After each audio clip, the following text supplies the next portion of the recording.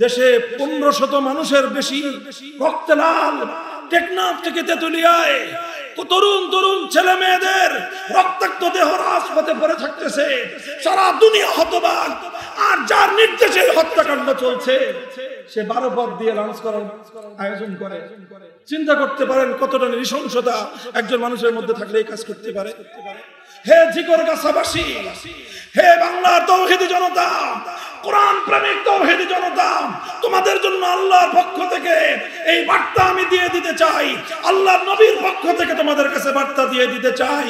আসো আমি আর তুমি কদম উঠাই, আমি আর তুমি কদম উঠাই, আমি আর তুমি রাস্তায় কদম ফেলতে শুরু করি, মঞ্জিল পর্যন্ত পৌঁছানো আল্লাহর জিম্মাদারি।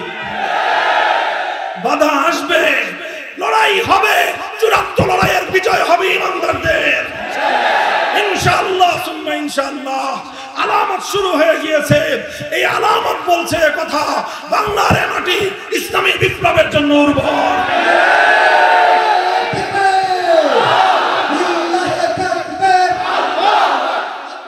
এই যে আপনারা আল্লামা সাঈদী রহমাতুল্লাহি আলাইহির আত্মার মাগফিরাত কামনায় মাহফিল করতেছেন, চিনেন ওনাকে?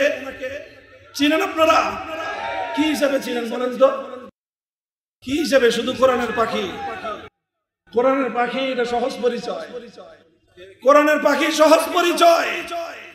কিন্তু উনি ইস্তেকামতের সাথে থেকেছেন জীবনের শেষ মুহূর্ত পর্যন্ত। আমাদের জানা মতে যে বাংলাদেশের এক সীমান্তবর্তী প্রান্তিক এলাকায়, একটি ঐতিহাসিক এলাকায় আল্লাহ রাব্বুল ইজ্জত আমাদেরকে পবিত্র কোরআনের পাকের মাহফিলে, কোরআনের তাফসীর মাহফিলে সমবেত হওয়ার তৌফিক দান করেছেন। নেককার আল্লাহওয়ালাদের সোহবতে জীবনের কিছু সময় অতিক্রম করার সুযোগ করে দিয়েছেন। রব্বে কারীমের বড়ই মেহেরবানি। এই জন্য আল্লাহ রাব্বুল আলামিনের দরবারে কালিমাতুশ শুকরের হাদিয়া পেশ করি, আলহামদুলিল্লাহ। আপনাদের এই এলাকা ঝিকরগাছার অন্তর্ভুক্ত।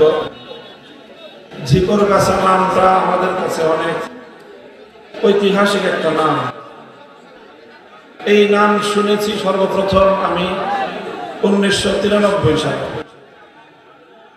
আপনারা জানেন 1992 সালের 6ই ডিসেম্বর মুসলমানদের, সারা পৃথিবীর মুসলমানদের হৃদয়ে রক্তক্ষরণ হয়েছিল।